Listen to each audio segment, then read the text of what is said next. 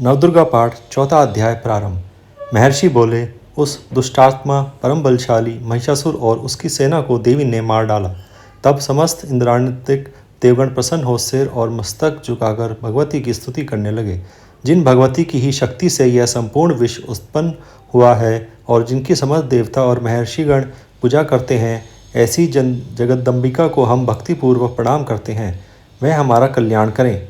ब्रह्मा, विष्णु और शंकर भी जिसके अतुल्य प्रभाव और शक्ति का वर्णन नहीं कर सकते, वह चंडिका देवी विश्व का पालन करें तथा अशुभ भय का विनाश करने को तैयार होवें। जो गुणात्मा है उसके घर में आप लक्ष्मी का रूप हो, पापियों के यहाँ दरिद्र रूप हो, शुद्ध हृदय वालों के हृदय में बुद्धि का रूप, श्रेष्ठ मनुष्य के यहाँ श्रद्धा रूप और सत्कुल में उत्पन्न होने वाले के यहाँ लज्जा रूप स्वरूप हो। हे देवी, हम सब आपको नमस्कार करते हैं। हे भगवती, आप संपूर्ण जगत की रक्षा करो।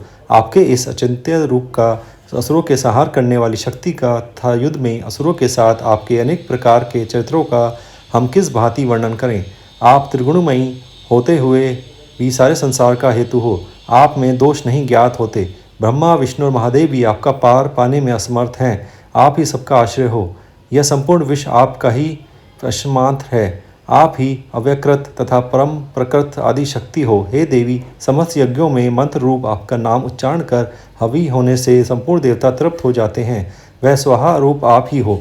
देवी, आपके द्वारा देवता, ऋषि और पितृगण तृप्त होते हैं। इस कारण सुधा रूप भी आप ही हो। हे भगवती, आप मुक्ति का हेतु अचिंत्य ब्रह्मस्वरूपिणी महाव्रता हो। हे देवी, आपका ध्यान राग द्वेष रहित तत्ववेत्ता, जितेंद्रिय तथा मोक्ष की इच्छा करने वाले मुनिजन करते हैं, इसलिए आप सर्वोपरि हो। हे देवी, आप शब्दमय तीनों वेदों की सुंदर मूर्ति, ओंकार युक्त मनोहर पदों के पाठ युक्त, ऋग यजु साम के शास्त्रीय रूप वेद माता, ऐश्वर्य से युक्त प्राणी मात्र की आजीविका तथा संसार का दुख करने वाली हो। हे भगवती, समस्त शास्त्रों का ज्ञान देने वाली मेधा शक्ति, इस कठिन भवसागर से पार लगाने वाली नौका रूपी दुर्गा देवी आप ही हो। हे देवी, कैठव विनाशी भगवान विष्णु के हृदय में वास करने वाली लक्ष्मी और महादेव जी से सम्मान प्राप्त गौरी स्वरूपा आप ही हो। हे भगवती, पूर्ण चंद्रमा के तुल्य निर्मल तथा स्वर्ण के सदृश कांतिमान मन मन मुस्कुराते हुए मुख को देखकर भी क्रोध से युक्त हो महिषासुर ने आपके ऊपर प्रहार किया था, सो बड़े आश्चर्य की बात है। हे देवी, उदय होते हुए चंद्रमा के तुल्य आपकी छवि जो क्रोध के कारण विकराल हो उठी थी, उसे देखकर भी महिषासुर के ने प्राण नहीं छोड़े। यह भी विचित्र बात है, क्योंकि युद्ध युक्त यमराज को देख कौन जीवित रह सकता है। हे देवी, आप प्रसन्न हो जाइए। आप संसार के कल्याण के लिए ही उत्पन्न हुई हो। आपके क्रोध करने से सबका नाश होता है। यह बात अभी अनुभव में आई है कि आपने बहुत बड़ी सेना सहित महिषासुर का विनाश किया है। हे देवी, जिन पर आप प्रसन्न रहती हैं, संसार में उनके लिए ही सम्मान, धन यथा यश सुलभ है। वे ही धर्मवीर हैं, धन्य हैं तथा स्त्री पुत्र दास आदि से संपन्न रहते हैं।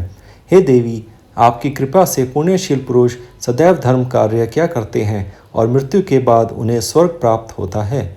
इस कारण हे देवी, आप त्रैलोक्य में अभिष्ट मनवांछित फल की दाता हो।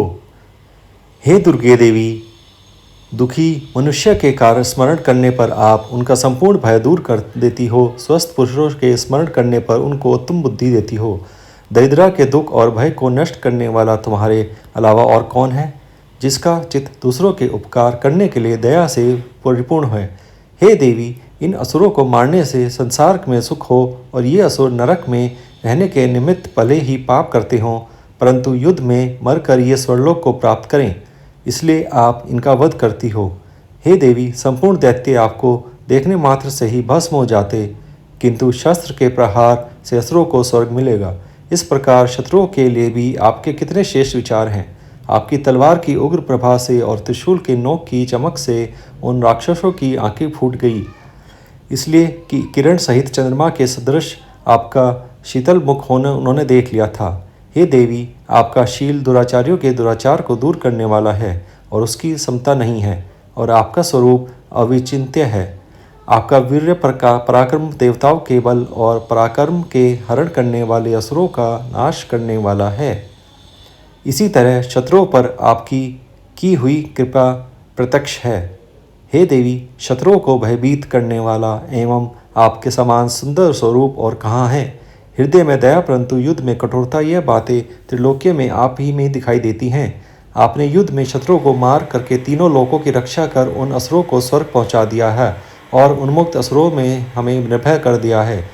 हम आपको नमस्कार करते हैं। हे देवी, त्रिशूल से हमारी रक्षा करो। हे अंबिके, इस खड्ग से हमारी रक्षा करो तथा घंटा की ध्वनि, धनुष की टंकार से हमारी रक्षा करो। चंडिके, पूर्व, पश्चिम, उत्तर, दक्षिण इन चारों दिशाओं में अपने इस त्रिशूल को घुमाकर हम सबकी रक्षा करो। तीनों लोक में आपके जो सुंदर तथा भयानक रूप विचरित रहते हैं, उन सब रूपों में हमारी और पृथ्वी की रक्षा करो।